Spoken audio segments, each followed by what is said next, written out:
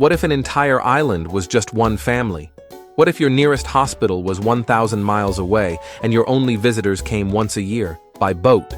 In this episode, we infiltrate the world's most isolated islands, where laws barely exist, medicine is a luxury, and time feels frozen. Behind the postcard beauty of turquoise lagoons and volcanic peaks lies a haunting reality: aging populations, collapsing economies, and the quiet echo of forgotten lives. From the island where Napoleon died in exile, to a place powered by 6 hours of diesel electricity a day, this is not just a journey, it's a revelation. Stay with us as we uncover the beauty and brutality of true isolation. Number 1. Pitcairn Island. Imagine living on an island so remote, your mail arrives just 4 times a year. No airport, no bank, no doctor, just the vast Pacific Ocean stretching thousands of miles in every direction. This isn't a fantasy, it's life on Pitcairn Island, one of the last truly isolated places left on Earth. As of early 2025, fewer than 60 people live on Pitcairn. That's right, less than a single school bus full of passengers. Most are over the age of 60. The island's population is not just aging, it's vanishing.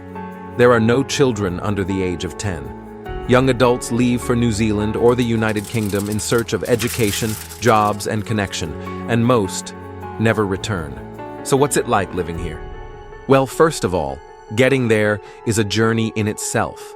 Pitcairn has no airport, no landing strip. If you want to reach it, you need to board a cargo ship that departs from French Polynesia. The ship runs only about 4 times per year, and depending on the seas, it can take up to 10 days to arrive. Once you're there, you're in. There's no quick way out. And for the people who call Pitcairn home, that isolation is both a comfort and a curse. The island is a volcanic speck, about 2 miles wide. There's no rush hour, no traffic lights, just dirt roads carved into steep hills, winding through lush green cliffs and overgrown breadfruit trees. The air smells like salt and damp earth. The ocean crashes loudly against ancient rock. It's beautiful, almost painfully so. But behind that postcard-perfect view is a much harder truth. Medical care? Non-existent.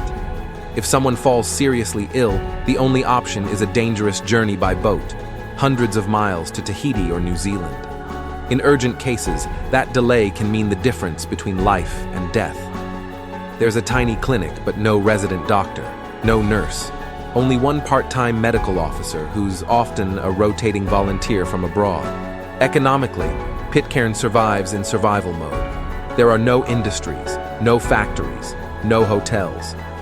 The island relies almost entirely on subsistence farming, fishing, and small-scale handicrafts, like handmade wood carvings or honey production. In 2024, the total annual income generated by local sales was less than $200,000. That's for the whole island. The government, technically under British overseas territory, does provide some subsidies, but for many, life here is about making do with what you have. Electricity comes from diesel generators and is limited to certain hours. Internet is patchy, slow, and heavily rationed. For most residents, the outside world is a faint signal that occasionally breaks through the static. And then there's the deeper issue, the loss of legacy.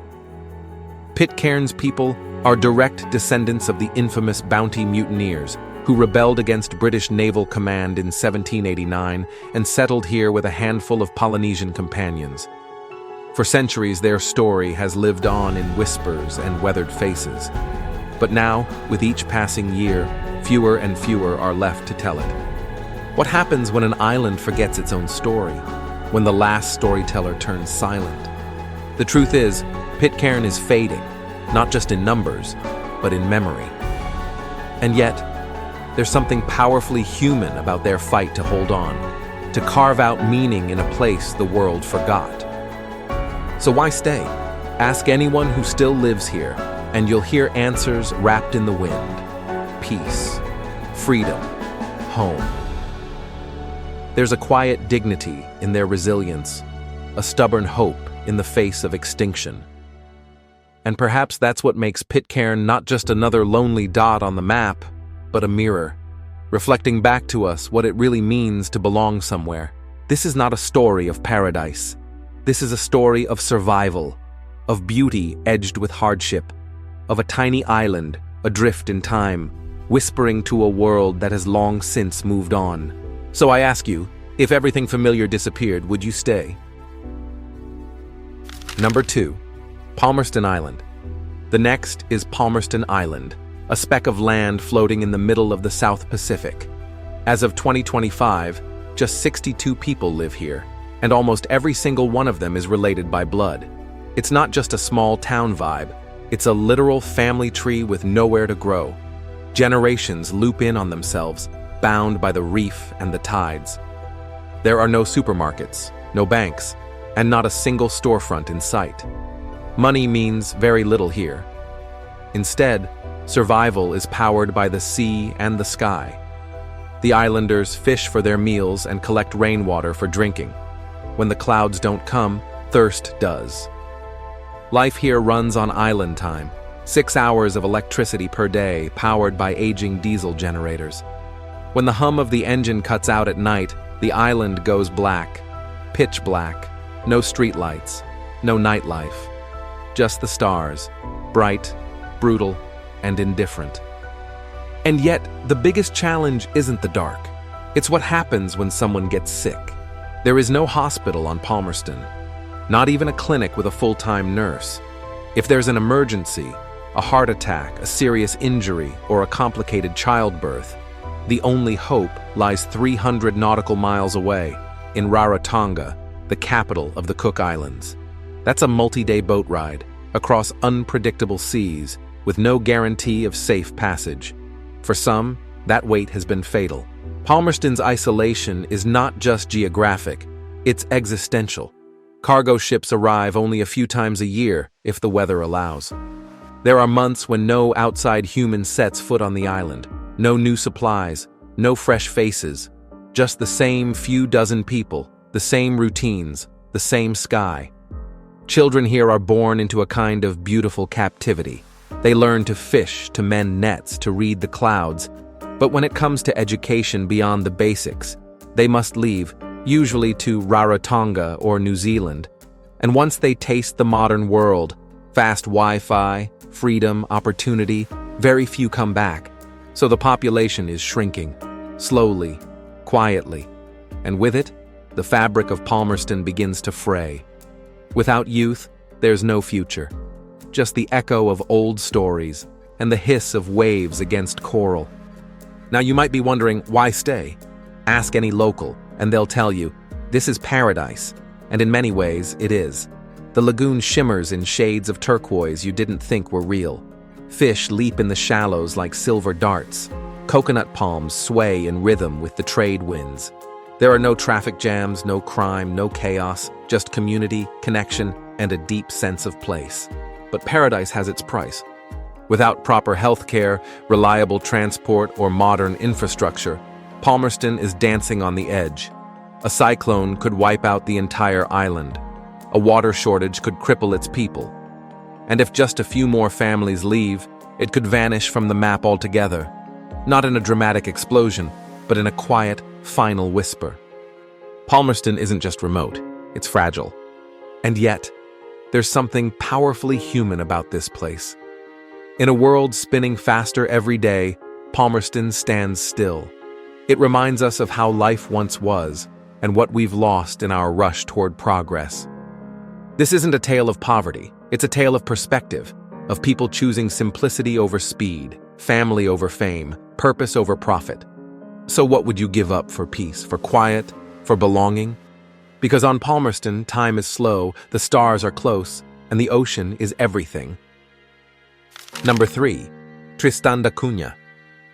Now imagine standing on a small patch of land, surrounded by nothing but the endless Atlantic Ocean. No highways, no airports, just water, stretching over 2,000 miles to the nearest continent. This isn't a scene from a novel. It's real life, on Tristan da Cunha, the most remote inhabited island on the planet. As of 2025, this volcanic island is home to just over 230 people. That's it. One tight-knit community bound by blood, tradition, and sheer perseverance. There are no outsiders living here. Every face you see is someone you've known your whole life. There's a strange comfort in that, and a certain weight too.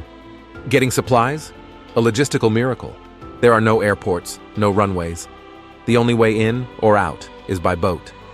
And that boat, it comes just 9 times a year, sailing all the way from Cape Town, South Africa, over a stretch of ocean that's notorious for rough swells and unpredictable storms. If the weather turns bad, and it often does, you might be cut off for weeks, even months. And when storms hit Tristan, they hit hard. Severe winds and relentless rain are part of daily life here.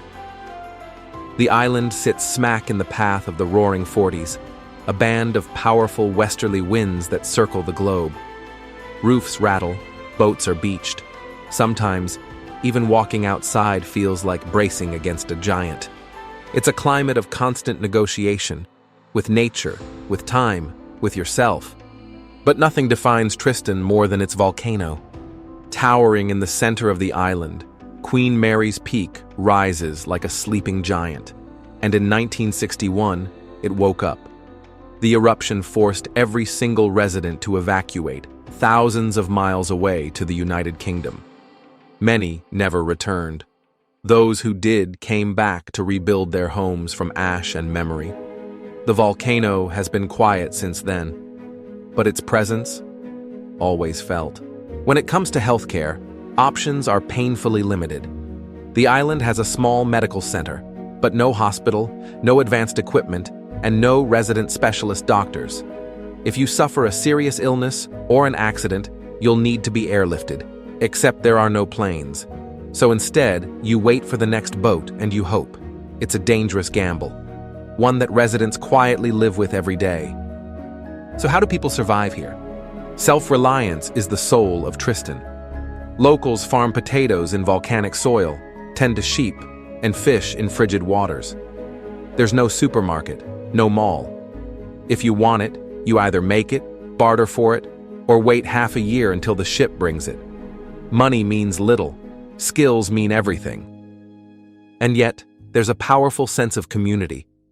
Families share what they have. Meals are communal.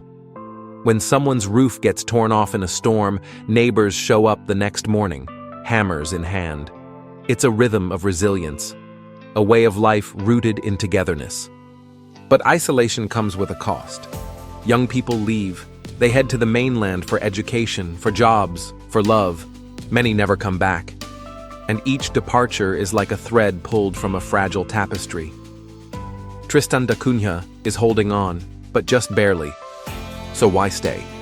Maybe it's the peace, the purity, the promise of a life lived far from the chaos of the modern world.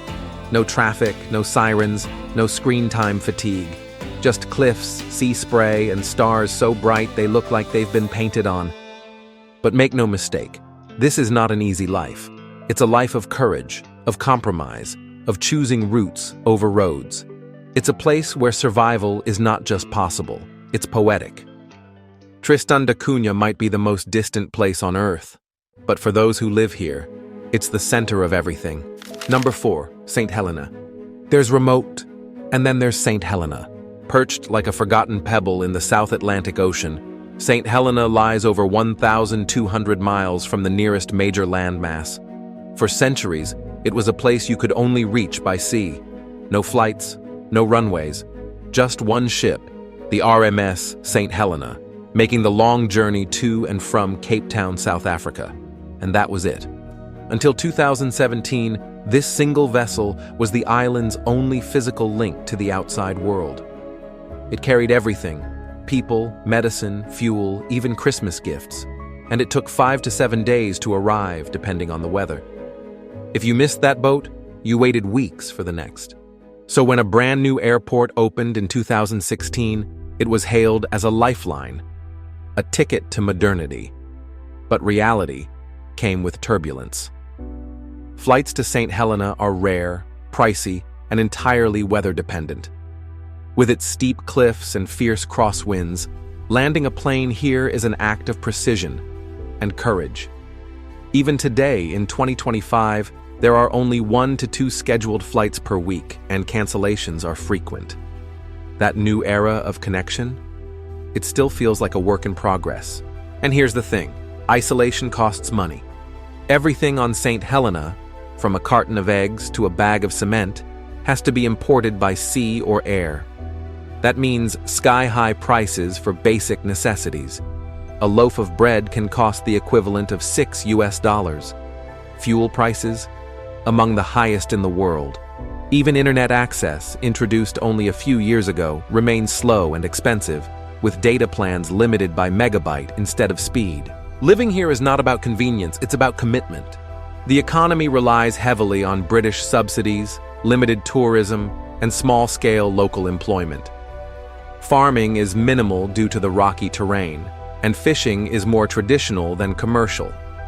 Most jobs are in government service, construction, or seasonal tourism. Opportunities are few. Ambition, in many cases, has to be exported, which brings us to the kids.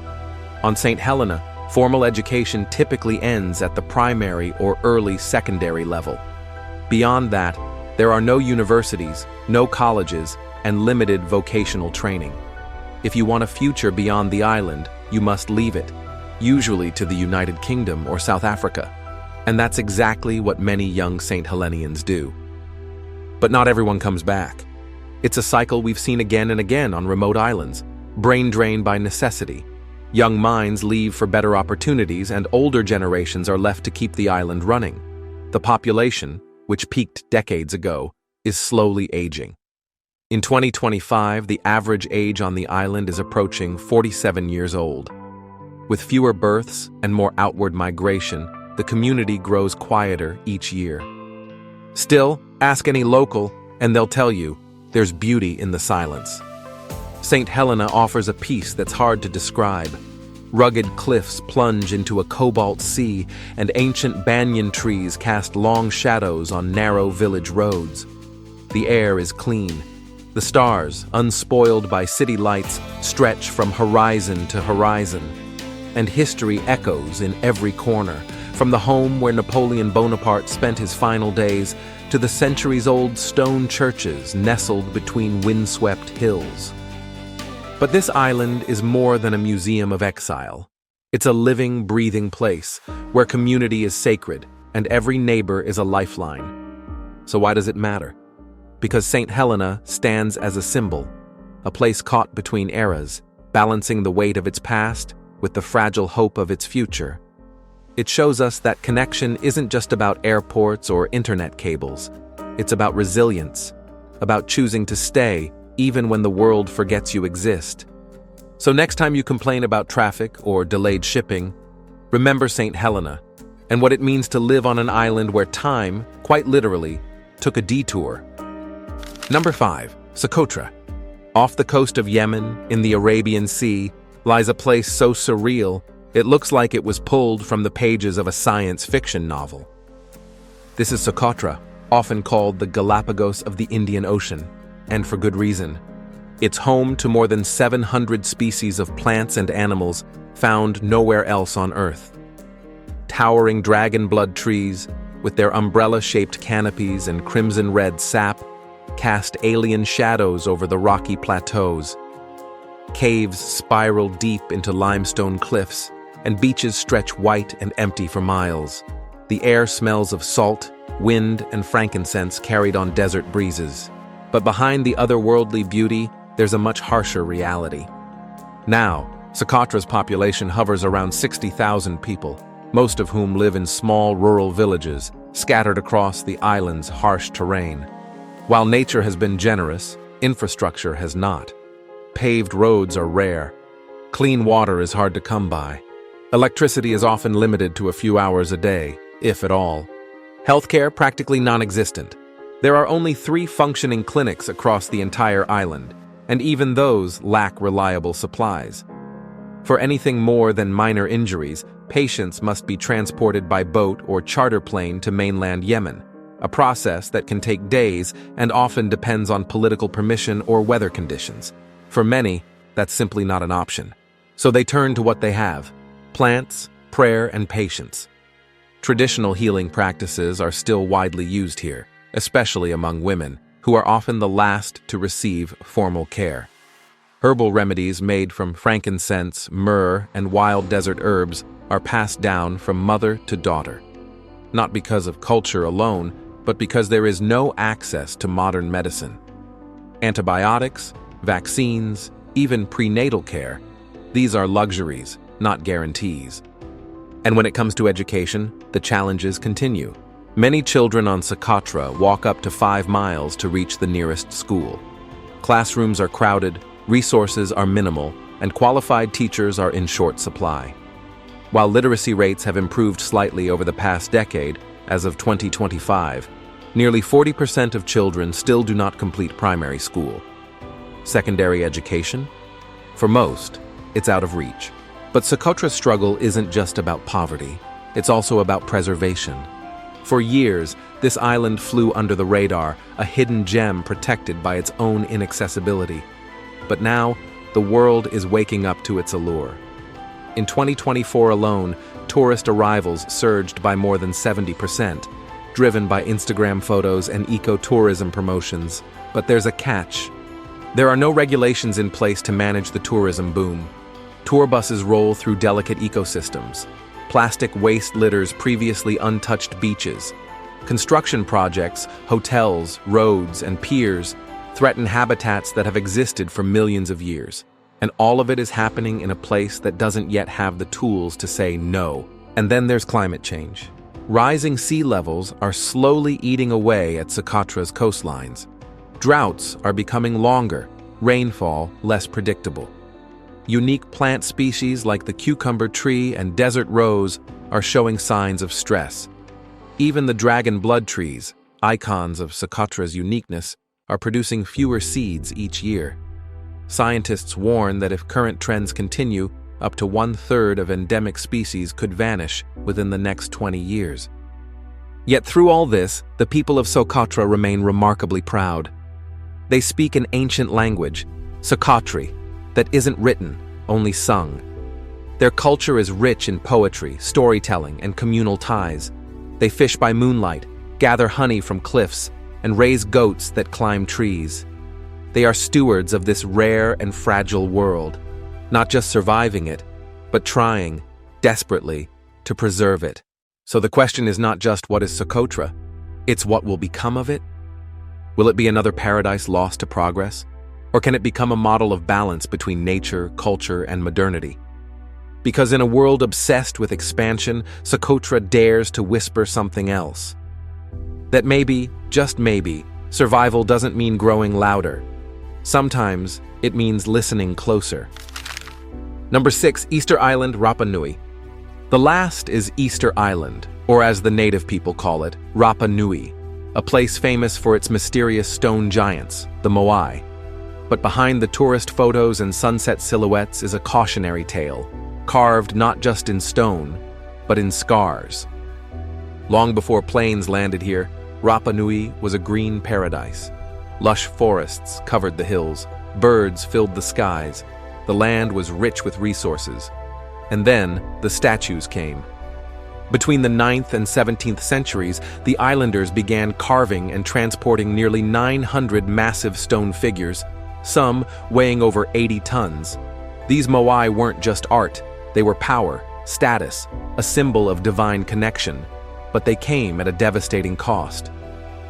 To move these monoliths, the Rapa Nui people cut down their trees, all of them. Within just a few generations, the island was deforested. No more palms, no more shade, no more canoes to fish the deep seas. By the time European explorers arrived in the 1700s, not a single tree taller than 10 feet remained. And when the forest disappeared, so did everything else. Without wood, agriculture collapsed. Without food, starvation spread. Tribal conflicts erupted. People began to destroy one another's Moai statues in acts of desperation and rebellion. What was once a thriving society of perhaps 15,000 people fell to fewer than 3,000 by the time the 19th century began. Easter Island became a haunting example of ecological collapse, a civilization that, quite literally, cut down its own future. Fast forward to today, and the challenges haven't gone away. In fact, in many ways, they've just changed shape. Now, instead of cutting down trees, the island faces a new pressure: mass tourism. Before the pandemic, Easter Island saw more than 100,000 visitors per year, compared to just 7,000 residents. And in 2025, those numbers are climbing again. On one hand, tourism is essential. It brings jobs, income, and infrastructure. But on the other hand, it strains a fragile ecosystem still trying to recover. Waste management is a daily struggle. Natural freshwater is limited. And some visitors, unknowingly or not, climb on moai platforms, damage ancient relics, or leave behind plastic and pollution. The question Rapa Nui now faces is no longer about statues. It's about survival. How do you honor the past while protecting the future? The government has made efforts. There's now a visitor quota, and local authorities require permits for certain sites. In 2023, a new waste-to-energy pilot program was introduced to reduce landfill pressure. But the balance is delicate. One misstep, and the island could fall back into the same cycles of overuse and erosion. And it's not just the environment at risk. The cultural identity of the Rapa Nui people is fragile too. With more outsiders arriving, younger generations often choose to leave in search of better education and economic opportunity. Fewer children speak the Rapa Nui language fluently. Ancient songs and dances are being forgotten. The spiritual connection to the moai? For many, it's fading into myth. Yet there is hope. Locals are pushing back, reclaiming their language, reviving traditions, and leading conservation projects rooted in ancestral knowledge. They know the price their ancestors paid. They've seen the warning signs, carved into the cliffs and scattered across the plains. Easter Island is more than a tourist destination. It's a mirror, a reminder of what happens when ambition outruns responsibility, when monuments matter more than sustainability, when nature is treated as endless until it ends. So what do you think? Could you live in a place where time stands still? Where every storm could change your fate, and every sunset feels like it's yours alone? From volcanic cliffs to coral lagoons, these isolated islands aren't just dots on a map. They're living stories. Stories of resilience, of sacrifice, of what it means to adapt when there's nowhere else to go. No highways, no fast food, no way back. Each island we visited is a reminder. Sometimes the most powerful journeys are the ones that push us out of comfort, into curiosity. If this episode moved you, if it made you pause, wonder, or dream, go ahead and leave a comment below. I'd love to know, would you dare to go somewhere with no way home? And which island should we explore next? Don't forget to like the video, and if you haven't already, subscribe to NVL Travel Documentary for more journeys that go far beyond the guidebook. Until next time, stay curious and keep exploring.